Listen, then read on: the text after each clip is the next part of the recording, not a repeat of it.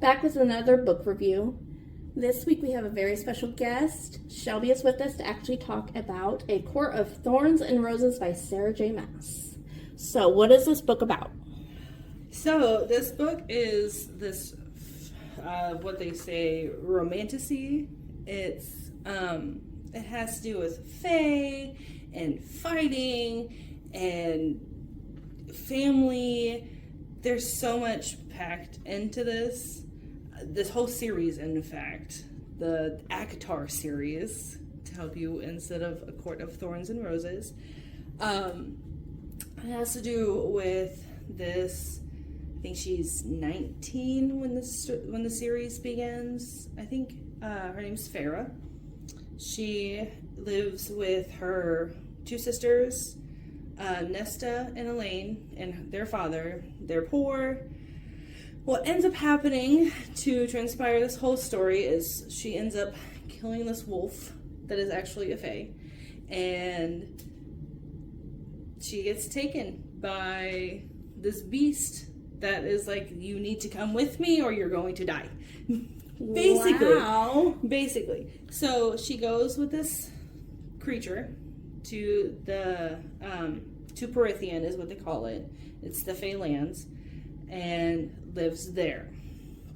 Now, I don't know if anybody else realizes it, but it's like a Beauty and the Beast story. That is how I have always viewed it.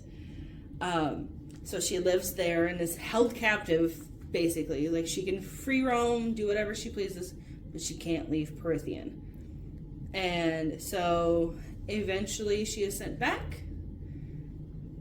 You will have to read to understand why. Try not to give too many details. But then her love interest ends up getting taken, and she has to go help him.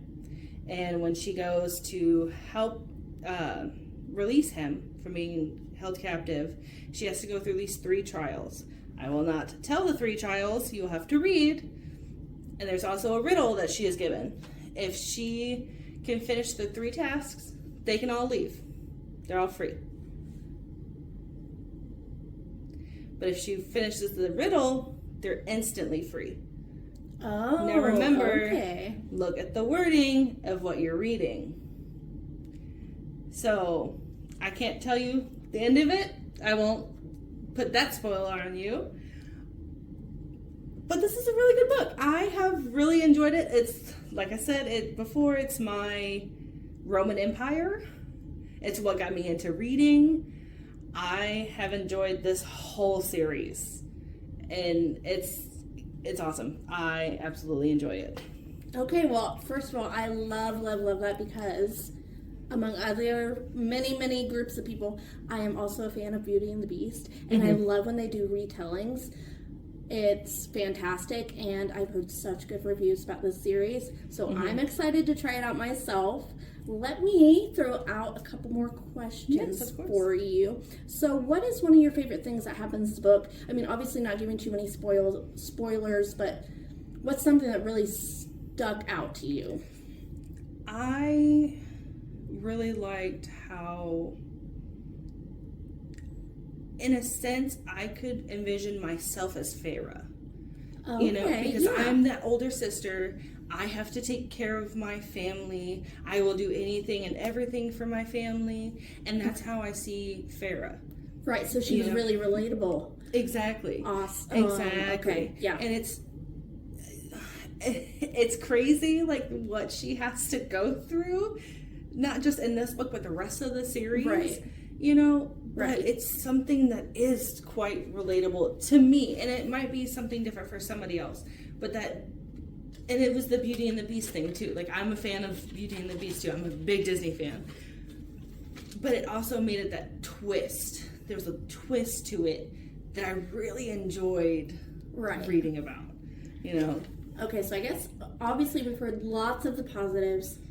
I know it's hard whenever you're reading a book that you really like, but was there anything that you didn't particularly like that someone else might say, hey, that's, probably a negative about the series or the book? Honestly, so this book to me, it was really slow. That's something that I don't really really like is like the slow burn of it. Right. You know, like it was very hard to pick up and start, you know. But once I started and like really gave it a chance, then like my mind instantly flipped, you know. But it can be really hard to start getting into, you know. There's some things. It's been a while. It's been a while since I read it. That's okay. I know that there's one book, I think it's the 4th book in the series. I don't like the way that it's written. I am not a fan of how it's written. It's a good little novella. It's not me. I won't pick it up if I don't have to, you know. Right. But this one, I definitely would love to reread it and go through all of the emotions again, you know. But yeah. No, I think that's a really good point to make, because a lot of people, I think, forget, especially when you're doing a review, it's really good to mention that, hey, one book, you know, 2, 3, 4, you know, just keep going through it. Don't quit because, you know, that one wasn't great, but just keep going. Yeah. So I think it's a really good point to make. Also, I know, Sarah J. Maas has a lot of books. Now, I know there's another big series. What is that one called? Oh, so Throne of Glass. So Throne of Glass also connects with ACOTAR. And then, oh God, I'm drawing a blank. But which one do you need to read first? ACOTAR. Okay. You read ACOTAR first, and then you go to Throne of Glass series. And I think that's it. I feel like that's... and then Crescent City. Right, That's right. like the end of Throne of Glass. Throne of Glass is, I think it's like 8 books, give or take a few. Okay, so all of these have a lot of books in them in the series. Yes. So A Court of Thorns and Roses has 5. Okay. Throne of Glass has like 8, I think, and then Crescent City has 3 as far as I know of to date. Okay, so yeah, so basically if you're wanting a long series, if you don't want something short, you want something long to keep giving you more details and more of that storyline, then these are definitely your books. Yeah, because they all connect to that fairy story magic line. Oh, I love that. Yeah. I love that. Yeah. So, but yeah. Okay, well, is there anything else you'd like to tell readers? Spiciness. Oh, yes. Spiciness, because everybody's a girl. smut fan. So, I have realized that it gradually gets more detailed, more spicy through the whole 5 series of A Court of Thorns and Roses. So this first book, it's not like in your face. It's very subtle and like, I think there's like 1, maybe 2 spicy scenes, I think, but it's not in your face. Right. But as you go on, it does get more and more and more detailed. Now, and I think, correct me if I'm wrong, wasn't she about 16 when she wrote this? I think I heard.